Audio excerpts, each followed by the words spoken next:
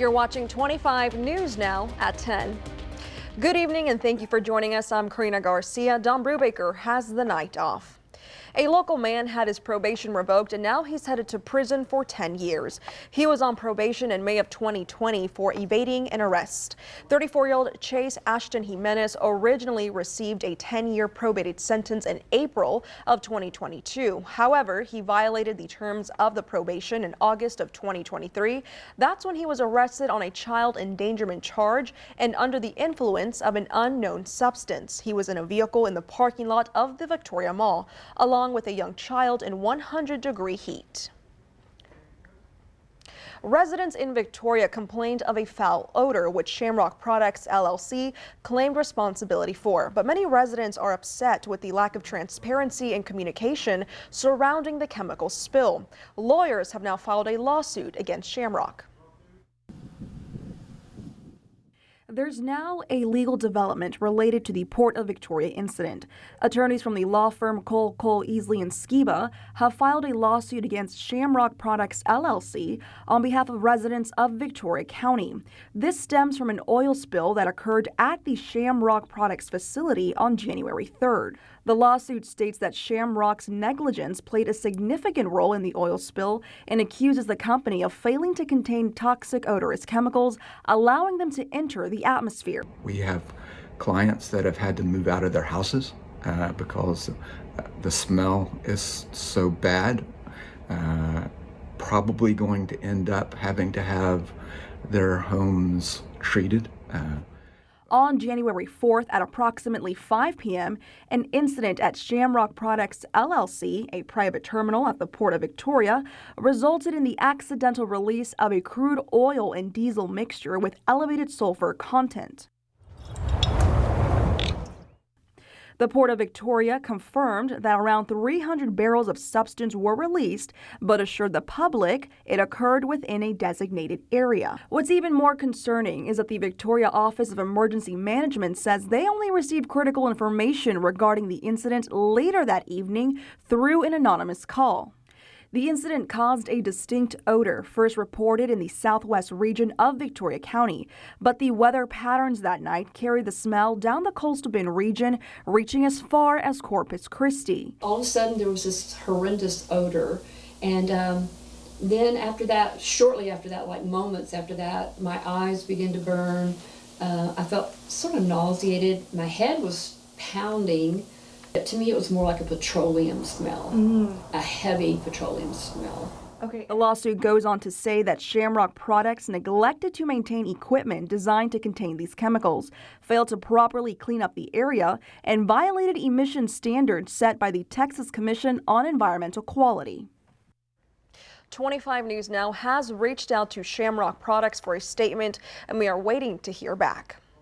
Police in Ganado are searching to find the owner of a truck. They say the owner of the truck is involved in multiple burglaries over the past few weeks.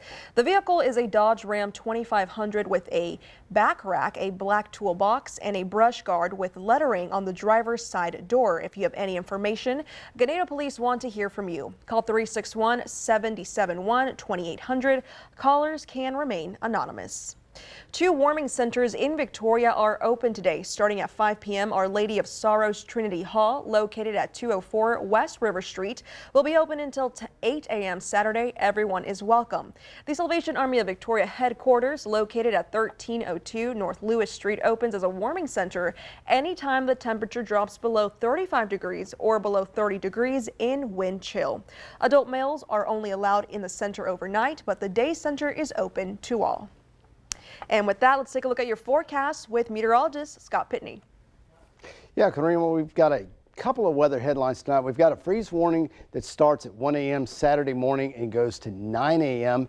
And then we have a possible alert day on Monday for the possibility of heavy rain starting Sunday night into Monday morning. Here's the freeze warning for the counties in the blue shaded areas, although I think everyone in the crossroads, with the exception of the immediate coastline, will see freezing temperatures tonight. We'll have all the details coming up in your forecast. Karina, back to you.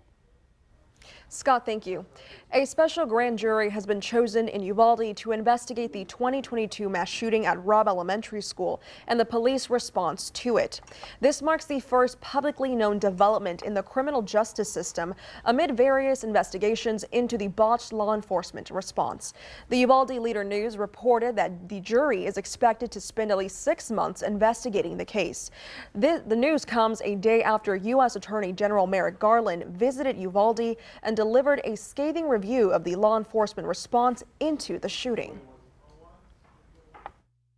Fallout building after a blistering report from the Department of Justice detailing what it calls a cascading series of failures in the police response to the Uvalde school shooting in 2022 that took the lives of 19 children and 2 teachers at Robb Elementary School. Reacting to the report, Texas Governor Greg Abbott saying his state has already adopted and will continue to adopt recommendations made by the DOJ investigators. The city of Uvalde saying it's conducting its own independent investigation into what went wrong and has already implemented new police leadership, personnel, and training. Families of the victims calling for more accountability. I hope that the failures end today and that local officials do what wasn't done that day, do right by the victims. The nearly 600-page DOJ report found police leadership on scene failed to follow standard law enforcement protocol and swiftly confront the gunman, treating him like a suspect barricaded in a classroom rather than an active shooter. Also detailing how officers quickly arrived on scene only to retreat when fired upon. Am I bleeding? Ultimately, it took 77 minutes to confront the gunman. The law enforcement response to the mass shooting at Robb Elementary was a failure. Speaking in Uvalde, Attorney General Merrick Garland saying the victims and their families deserve better. The victims' families say they're also frustrated by the pace of an ongoing criminal investigation into the police response that's being conducted by the Uvalde County District Attorney's Office. That investigation expected to continue into this year. Jay O'Brien, ABC News, Washington. State authorities arrested 10 migrants this morning in the Shelby Park area of Eagle Pass. This area is near the U.S.-Mexico border and had been taken over by the state of Texas last week. Video shows the migrants on top of cargo container barriers installed on the banks of the Rio Grande. Migrant arrests in the area began on Wednesday. Families and children are being handed over to the U.S. Border Patrol. Single adult migrants are arrested and charged with criminal trespassing before they are handed over to U.S. Border Patrol agents. Now, migrant apprehensions on the U.S. southern border have increased to around 4,000 a day. This week's numbers mark an increase from earlier this month, where it was around roughly 3,000 apprehensions per day. It's still far less than the 10,000 daily migrant encounters observed last month. However, multiple sources say migration changes could increase at any time. The fentanyl crisis is sweeping the nation, and North Texas is no exception. Just this month, a fentanyl drug dealer that used Instagram to lure teenagers had been sentenced in Fort Worth. A Dallas high school hosted an information session on the deadly drug just last night, where educators and administrators attended the meeting. Here's more. Fatalities when it comes to fentanyl are young kids. 12 to 24-year-olds. So from an educator's perspective, they sometimes see changes in behavior in their students, sometimes even before parents might. In Dallas, 3 people were sentenced to federal prison for their roles in a drug ring that cost 3 teenagers their lives. Our local blood bank really needs your help right now. Leading us to your beer poll tonight, you can scan that QR code on your screen to vote now. The question is, what factors have prevented you from donating blood? Is it lack of awareness, fear or discomfort, time constraints, or health restrictions? We take a look at our results tonight, and it looks like health restrictions stands at the highest percentage with 81%.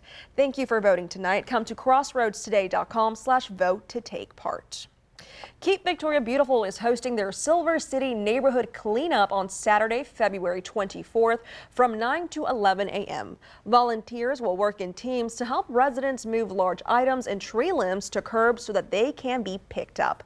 Breakfast and coffee will be provided for those who attend, and hot dogs will be available as well. It starts at Mount Calvary Baptist Church on 3101. The address is right there on your screen. To sign up, visit keepvictoriabeautiful.org for more information. Now remember to subscribe to our YouTube channel, Crossroads Today. Hit the like button and click that notification bell. For now, stay with us. Coming up on 25 News Now at 10, a second indictment has been reached in the fatal shooting on the movie set of Rust. Also ahead, a Mississippi organization visits New York to help people remove snow. Here's a look at what you can expect on Community Crossroads this weekend. We hear about the Heart Walk. We also learn about how to deal with arthritis and joint pain, and also how to deal with cold pain, especially for some of our older viewers. Folks have space heaters in their homes, and that can be really cozy, but also a really huge fire risk.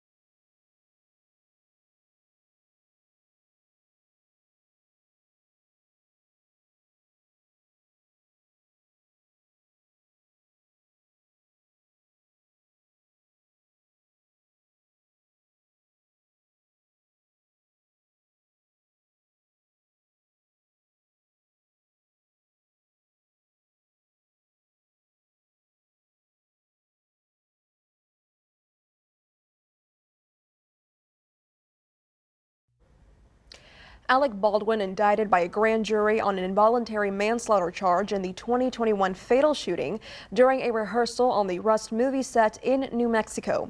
The decision to indict Baldwin in the death of cinematographer Halyna Hutchins was announced Friday. Hutchins was killed in 2021 when Baldwin's prop gun fired a live round of ammunition during rehearsals. Baldwin has been charged with involuntary manslaughter. If convicted, Baldwin could face up to 18 months in prison. The trial date has not been set. Los Angeles Time Guild members participated in a walkout today ahead of potential layoffs. The organization said in a statement that the Times is planning to lay off a significant number of journalists. However, the exact number isn't specified at this time. This comes after the executive editor abruptly left the company last week, ending a 2.5-year tenure. Today's walkout marked the first newsroom union work stoppage in the newspaper's 143-year history. As the impacts of climate change escalate, a growing concern for the mental health of children and youth has emerged. Rising temperatures, extreme weather events, and environmental changes aren't just impacting the world around us, they're also impacting the mental well-being of our children and adolescents. According to a new American Psychological Association report, climate-related events from natural disasters to heat and air pollution pose not only short-term risks of trauma and PTSD, but also the prospect of long-term mental health issues. Kids with their still developing brains are particularly vulnerable to the mental health effects of climate change. That might increase the risk of things like depression and strained social relationships. Marginalized communities, including indigenous populations, are most at risk. One way to help reduce the risk is to promote systemic solutions for climate change, like transitioning to clean energy, the report says. There also needs to be better supports in place for kids, including more access to mental health care. Healthcare systems should also screen for climate-related distress. Community-based solutions can empower young people around climate change through education involving schools, teachers, caregivers, and peers. Parental support is also crucial. Parents can help children understand and cope with climate change. Climate impacts can take an emotional toll, but shoring up support systems can help children and adolescents cope while everyone takes steps to mitigate the danger. With this Medical Minute, I'm Em Nguyen, ABC News. A Mississippi organization called 8 Days of Hope is in New York to provide assistance to those in need. They traveled to 3 communities to help people remove snow from their houses. This group travels all around the country and helps out families in need after a natural disaster, from wildfires to hurricanes. For the next 5 days, they will help families by clearing driveways and roofs, as well as vents and furnaces. The president and founder said snow removal is something they do all the time.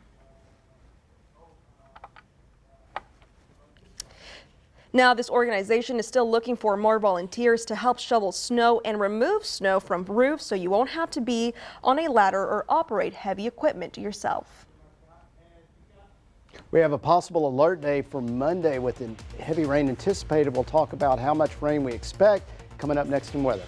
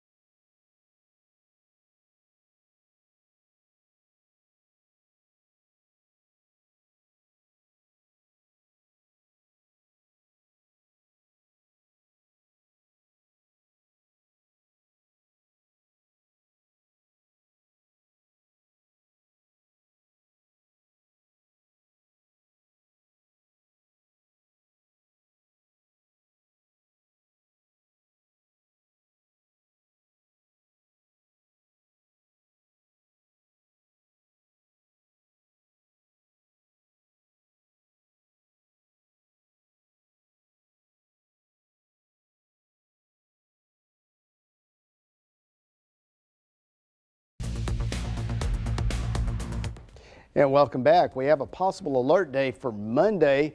We are anticipating rain totals in the 2 to 3 inch range. That's for Sunday and Monday. And then we could get another 1 to 2 inches on top of that for Tuesday and Wednesday. And we'll show you why. We have this graph here that is saying anywhere in this area, we can see 1 to 3 inches of rain. And notice this is through Monday at 12 p.m. So not so much for the specific areas that it's showing there, but just for the general area. Right now we have high pressure to our north. It's keeping those northerly winds coming in, keeping our temperatures down. That's why we're going to have a freeze again tonight, although kind of a light freeze, especially compared to what we experienced on Monday. But that high pressure moves off to the east. Those winds shift back from the east and it's going to start to bring moisture in. We have a mid-level low. That's the culprit that's going to be bringing the rain for Sunday and Monday. That high continues to move off, and then for Tuesday and Wednesday we're going to be tracking this front. This is a Pacific front, but notice as we advance through the days, this is Tuesday into Wednesday, the coverage of rain still widespread, in fairly heavy amounts all throughout the crossroads. Then by Thursday, the front pushes through. Now, the rain chances should go down Thursday and Friday, but we're still keeping rain in the forecast. Models are a little bit uncertain this far out what to expect on Thursday and Friday, but the rain could still hang around.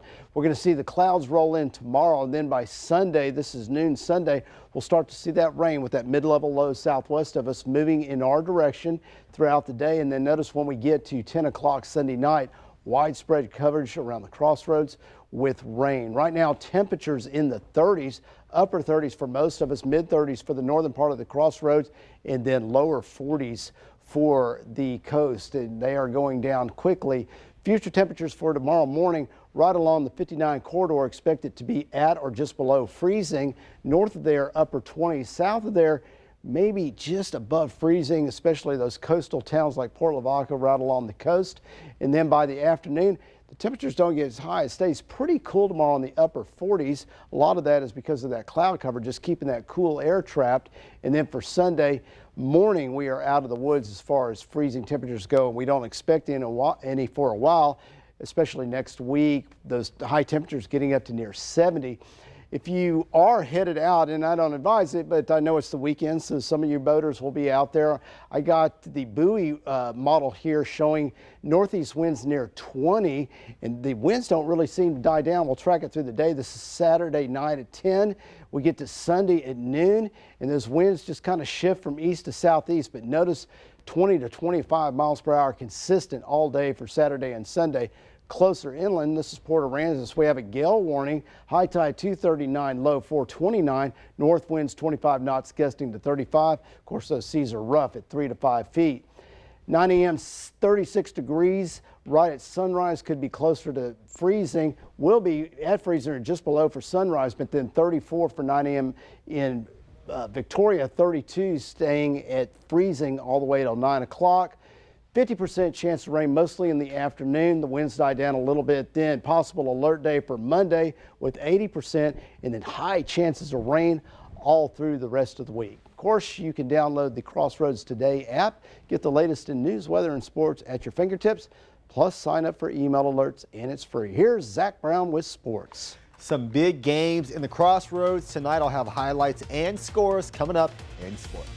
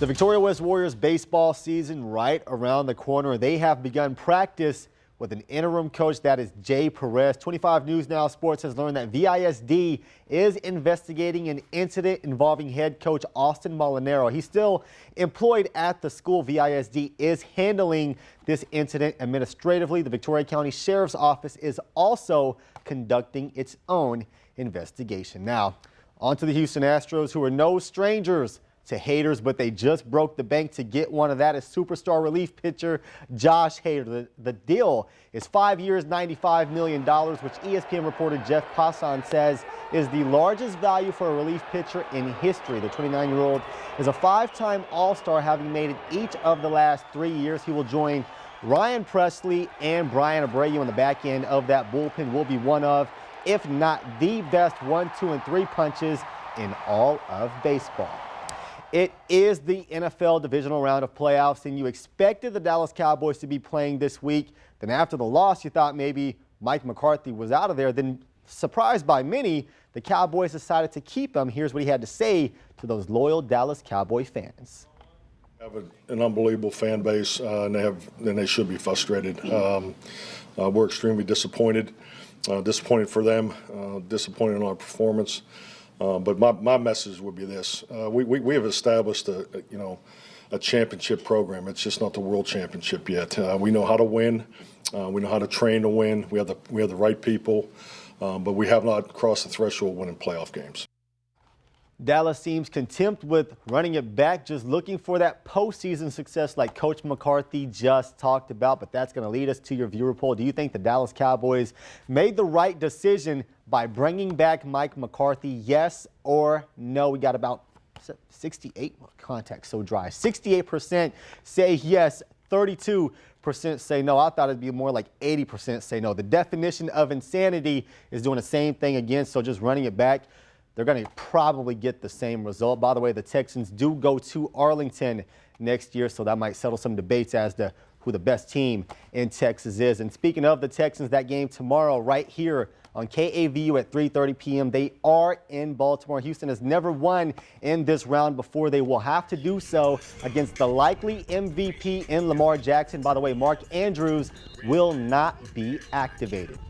Out on the hardwood in Cuero, the girls coming into this one 7-0 in district, winners of 15 in a row, make that a perfect 8-0 with a 16-game winning streak now. Final score 60-23. Aubrey Bowles 20 points in the game. Laney Ballin followed up with 13. Fox Tech is next for the Lady Gobblers. Down the freeway to Hallettsville, this one a very fast-paced game. The Brahmas trailing, but here's a bucket to cut into that lead a bit. A few possessions later, Edna gets the stop, but Hallettsville didn't step up. Markel Soto stops, pops, drains the three. He made them pay, but the Brahmas on the inbound rewound the clock to football season. Touchdown pass and a great spin move. They answered quickly, but just final in Hville. Edna gets the win 56-48, but for the girls, different story. The Lady Brahmas hand Edna their first district loss of the year. Macy Herring led the way with 20 points. Leighton Kalakny, Casey Harper, and Elena Halata all had double digits. We now have a tie for first place in that district. Both of those teams at 8-1. So we know the Cuero girls won, but how about an old star from Cuero, Jordan Whittington, who had a young bull named after him by a Texas fan. The baby bull is named Whit. Jordan seemed to love it, saying, "I do have a junior on this earth." And one more bit of Cuero news. Former Gobbler Savion Patton, who was one of the best linemen in the XFL, now playing up the road in San Antonio, getting drafted by the Brahmas in the newly formed UFL. Patton has gotten a few looks at the NFL. His grind continues just 2 hours away. By the way, Wade Phillips, the coach of that team. That's it for your sports. Karina, back to you. Stay with us. Coming up on 25 News Now at 10, we're going to take a last look at your weather with Scott. Plus, tomorrow is National Cheese Day in America.